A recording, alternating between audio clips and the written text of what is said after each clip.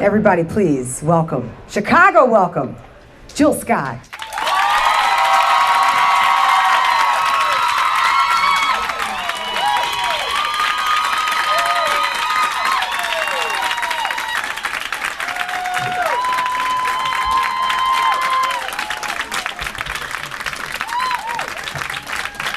Thank you, everybody, for coming out tonight. It's very, very, very nice of you to do all of that. Hi.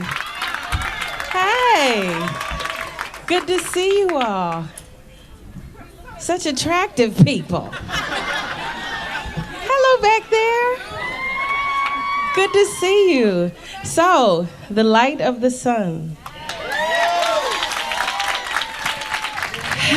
You can't wait? I can't wait either. I wish you could get it today. It's just a couple of more days. Just a couple of more days. The 21st of this month. Thank you, everybody who already pre-ordered the record. I really appreciate that. Thank you. The album is called The Light of the Sun. It is meant to be revealing and refreshing and renewing, and there's no place to hide. This is a woman being rather, I suppose, unabashed in many different directions. She goes on a journey. I go on a journey. I think maybe some of you may be able to identify with the journey as well. I like to be the whole of myself, not the whole of myself, but the whole of myself, which means that there's going to be strength, and there's going to be weaknesses. There's going to be sensuality, and you know me. There's going to be pages turning. 1 minute I'm going to be strong and say I'm standing on this position, and the next, because I'm just a human being like the rest of us. You know what I mean? So this is this music, and I hope that you enjoy it. I'd like to start off playing Le Boom Vent Suite. Le Boom Vent Suite is a song that musicians and I, Adam Blackstone on bass, Randy Bolin on guitar, Spanky McGurdy on drums, and Eric Wortham on the keys.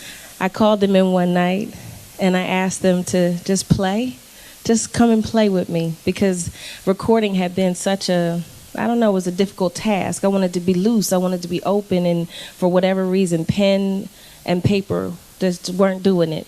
So I called them in, and I gave them some Grand Marnier and orange juice, and we got comfortable. We laughed a lot, and when I was good and nice, I said, "Come on, it's time." So the guys go into the booth. My brilliant engineer, Montez Roberts, what he did was he put baffles around each of the microphones so that we couldn't see each other. So what you're about to hear is an experience, really. I can't see the drummer can't see the keys can't see the bass can't see me. We can't see each other, so basically we're playing almost in the dark. They don't know when I'm going to start. I don't know when they're going to start. And we recorded it 9 minutes and some change down. For any of musicians in here, I can't wait for you to own this and have this in your house, particularly drummers as well, because what Spanky does on this song is stupid. It's officially stupid. I don't, when I listen to it, I still can't believe it, that all of that came out of one take, and that we couldn't even see each other.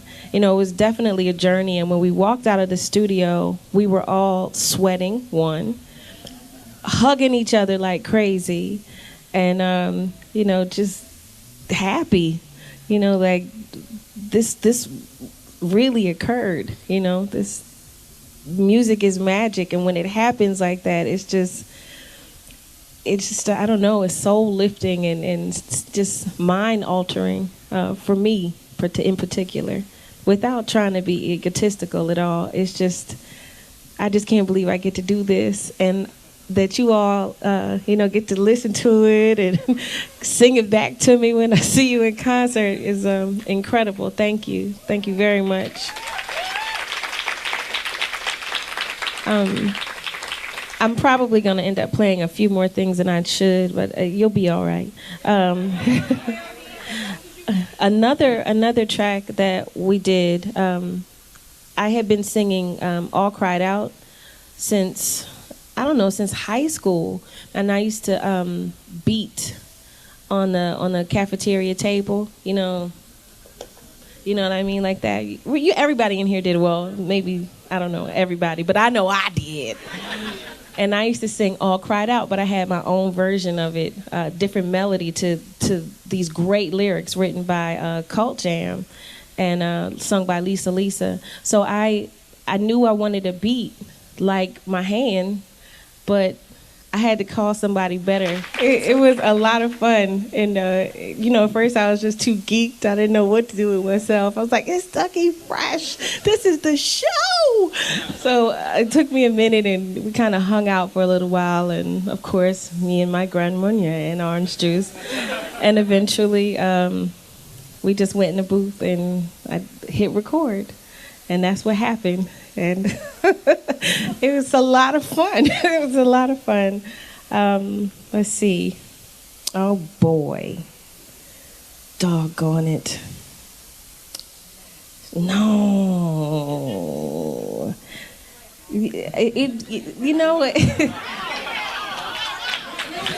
It's all such a story. Wow. Okay. That's dirty. You don't want to hear that.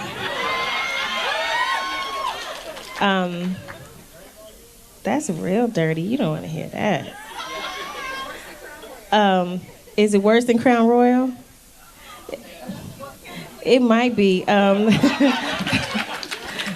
Well, let's try. I'm kind of a stickler for lyrics, and I just want to make sure you hear what's said.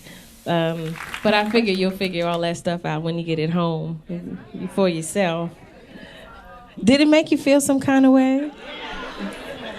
Well, that's the intention. I'm real good with y'all feeling some kind of way. This song that I know I'm not supposed to play too much, but it's cool. Oh, great. Okay, this next song came with Warren Campbell. He did some amazing music with Kelly Price. He is, and Mary, he's absolutely wonderful. I called him and I said, it sounds like this. He said, okay. So I went into the studio with him, and as talented as he is, he jumped on the drums, and I jumped on the mic, and we recorded it down. And this is what I said. I can't believe I say this stuff.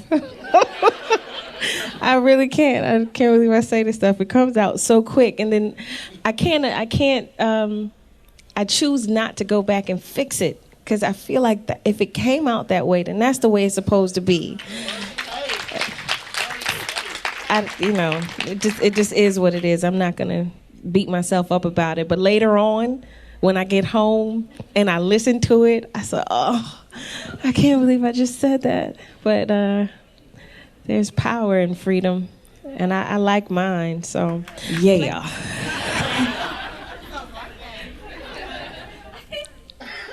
I don't even know what to say. I believe you've all heard So In Love, which is the single on radio right now. Thank you very much for supporting it, and the incredible Anthony Hamilton.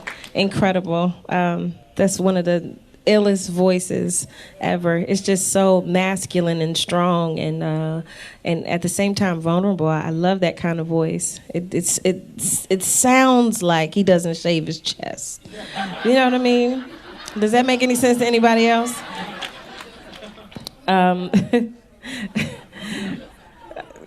Is it only me? Oh, that's good. She said, I say what y'all want to say.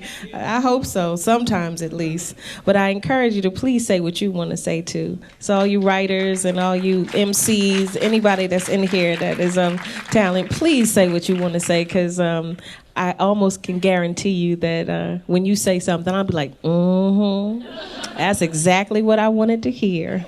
Exactly what I wanted to say. This is a song that... This is a song that I really love. It's probably one of my favorites on the record. It's song number 6. And my dear friend from the South, from Houston, he did this song with me. His name is Paul Wall. Some of you may be familiar with him. But this is another little dirty number. It's not that bad. It's not that bad. But you know what? Here's the difference. I get in trouble. I write songs and they won't play my stuff on the radio because they say it's too explicit. But what did I say? What I implied. But I didn't actually say anything fresh or vulgar. You know, maybe on this one I did. But it's called So Gone, and it's also called... It's also called Diamond Chip Dick. So you, I know. My mother encourages this. I just want you to know that. She encourages this. At about 12 years old, I got the Encyclopedia of Venereal Diseases and a long conversation about what sexuality and sex was and the difference between lovemaking and doing it. And maybe too much information, but you'll be all right. That's a bad place to be. I don't know about anybody else. It is real. It's real genuine, but it's okay. Okay, you got it. But that it is what it is. You know, that's a difficult place to be when you stuck on. I call it being digmatized. I don't know, because it's nothing else. It's nothing else. It's nothing else but that. And I don't know about anybody. That just cannot be my existence. It just cannot be my existence. So I wrote that. And then I wrote something else. So now we open the floor to any questions that anybody might have. That's the first hand I saw go up. Hello, young man. You're known as one of the most innovative soul singers in the music business right now. I am? Yeah. That's nice. I say that because, okay, many artists after 2 or 3 albums, at the least 3 albums, they don't have that fire to keep that raw material. And I just want to know, where do you find that flame to keep that fire going in your soul? Because, honey, you bad. Thank you.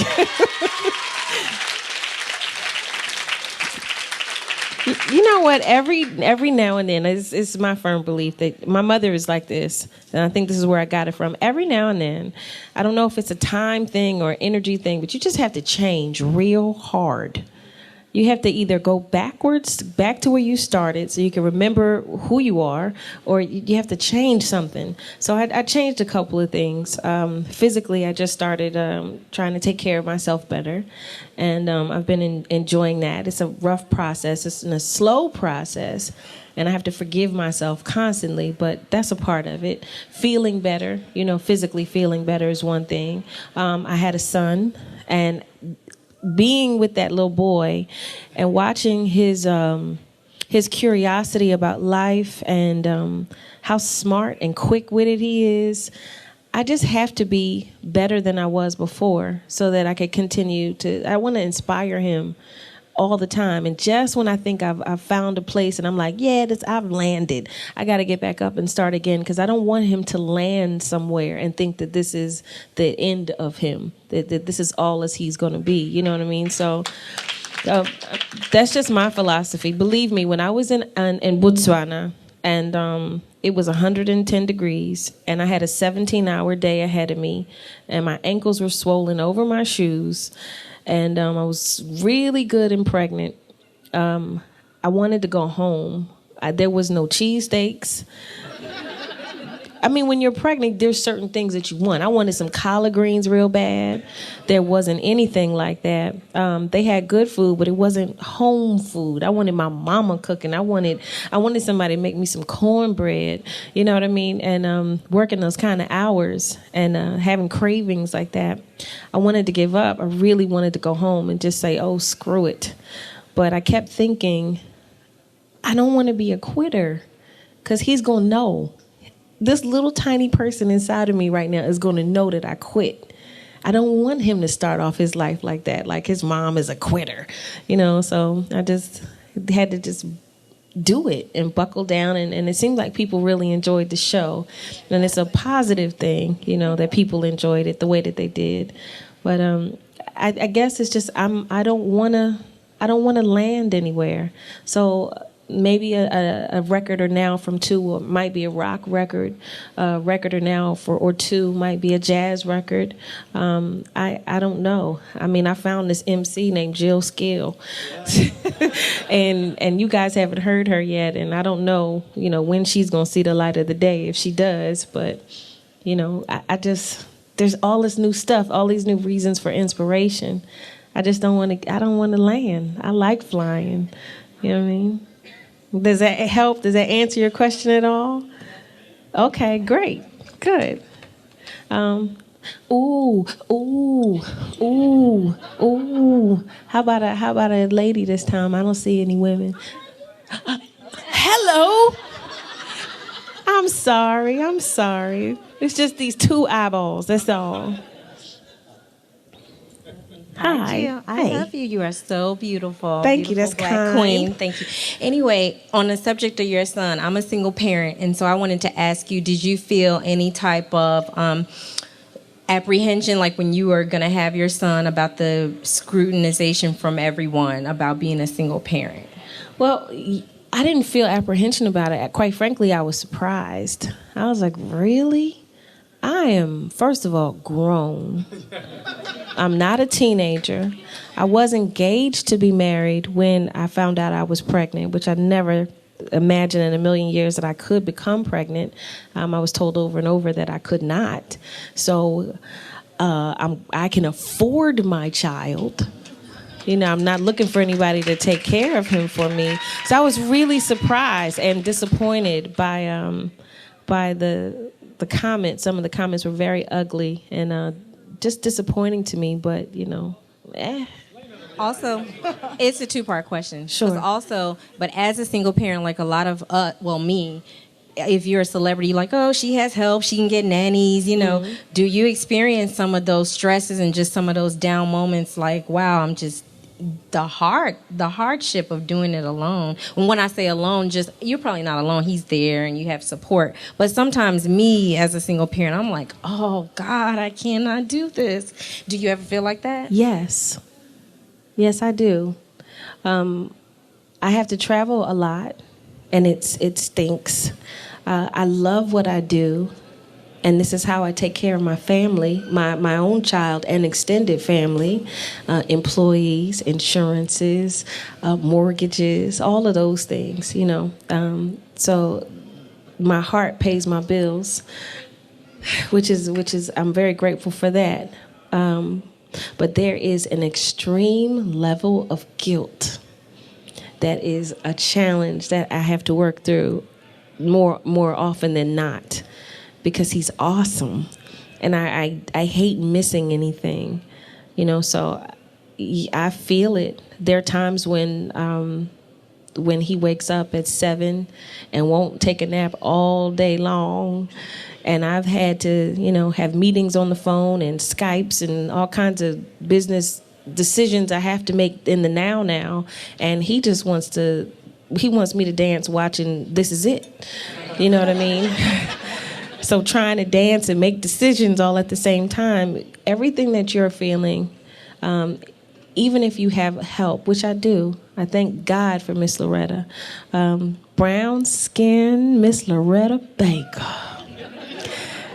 I prayed for a woman that was at least 60, been married, dark-skinned, from somewhere in the South, and had adult children.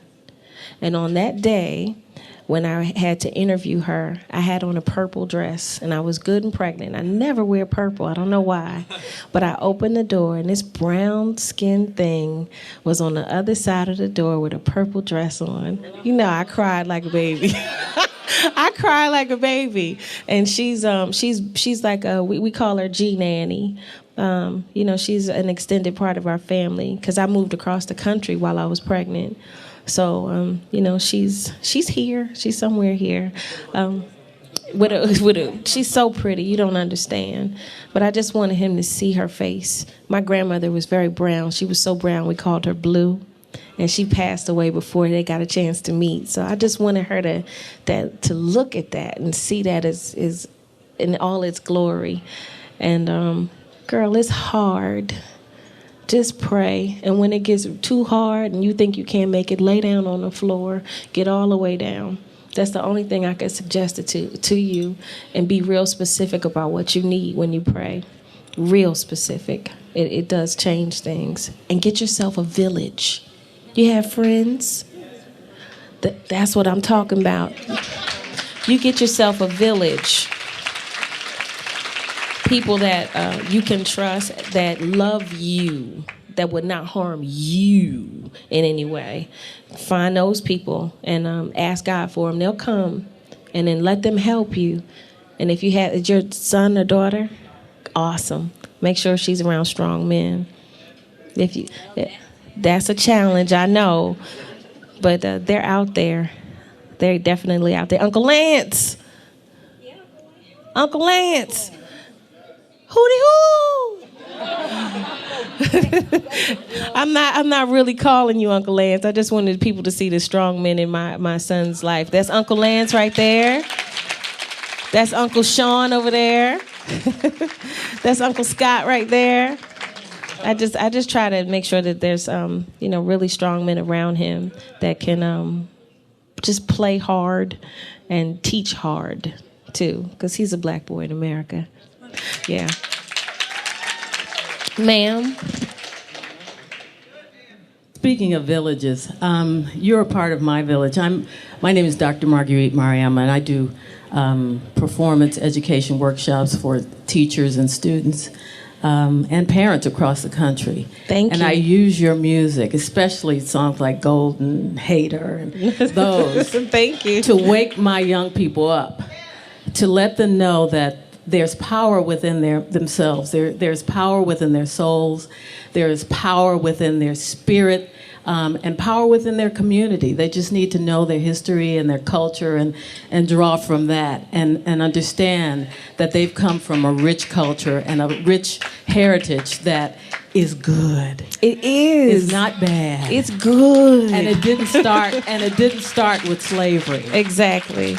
And that's not all there is to it. But I brought you a little gift. You did? A little disc with an excerpt from one of my programs, and I wanted to give you that with your music. Thank you so much. It's so kind of you. I love that. Anytime I see that I've inspired somebody, it just inspires me right back. It affirms that I'm on the right path, that I'm doing all right. Thank you very much. And I will get that from you. I'm all the way in the back, gentleman, right there. Miss Jill Scott, how you doing? I'm fine, thank you. Well, we all know that you work hard with your music, with your movies, with TV shows and all that. So it's a two-part question. I was wondering, one, what do you do to relax when you come through Chicago? Do you go get some chicken? Do you do this? Do you do that? And then part two, since you are looking so lovely, just like outside in the sun, I was just wondering, what are you doing after this? You going to get some Grand Marnier and some orange juice? I was just wondering. So, you can bring the whole crew, whatever, So, Right. Bring all the uncles. Bring all the uncles. Bring all the uncles. Bring all the uncles. That took guts. You know.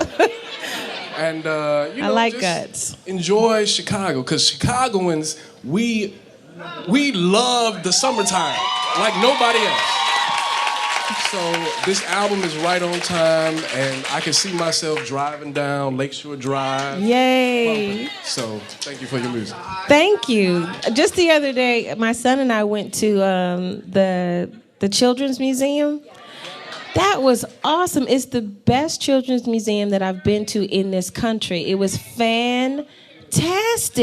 That whole pier was just off the chain. I was sorry I went on Memorial Day, but overall it was amazing. Your city is gorgeous. I know you know that, but it is gorgeous, and it is the only place in the whole planet where I have came around the corner and had the wind punch me in the face and call me out of my name. So I hope to see you only in the spring and the fall and parts of the summer. But I love this city. Thank you guys for your support. I really appreciate it. I know they said I have time for 2 questions. Okay. One. You said I have 2 questions. You said I had time for 2 questions. She said I had time for 2. She said I had time for 2. I don't know, somebody right here. Yes, sir. First of all, I want to say that I thank you for being such a transparent artist. And I've been to your past 3 shows, and they were life-changing for me. Thank you. I've learned so much from you just as being a human being. And I want to know, have you ever considered doing another live album? I have, actually. You think so?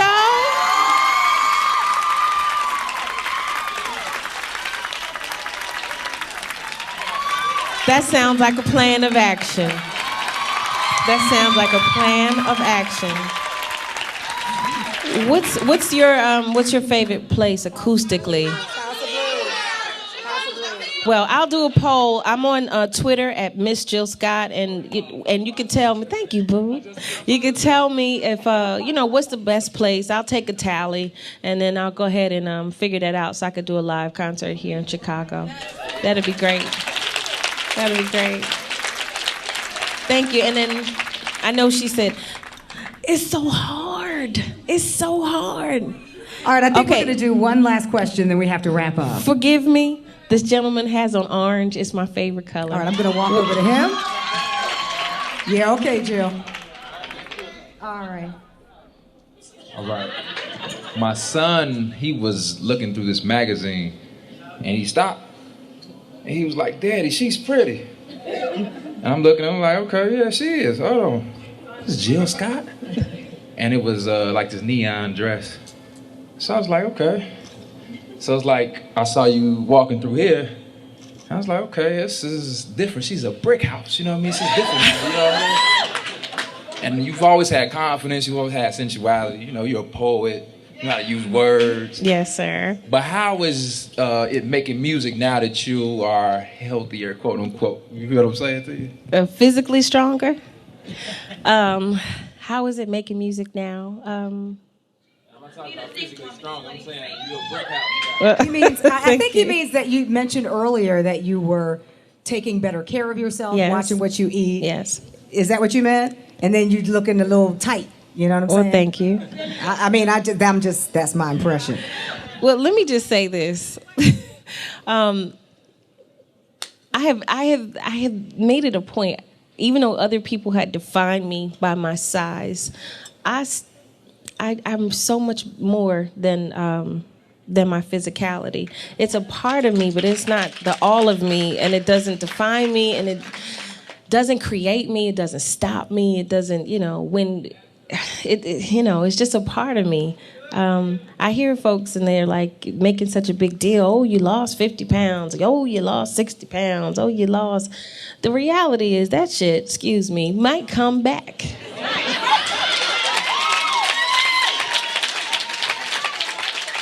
It might come back. My effort is that it won't.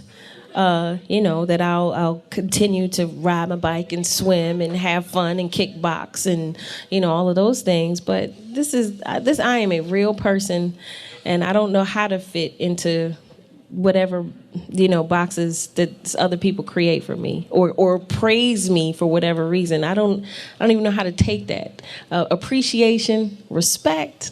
Oh, that's fresh. I'll take all of that. So I thank you for your time, your energy today, and your appreciation of music. It has done my heart good. Thank you, everybody. Appreciate you. Everybody, the light of the sun, pick it up. Please, Chicago, Jill Scott, everybody.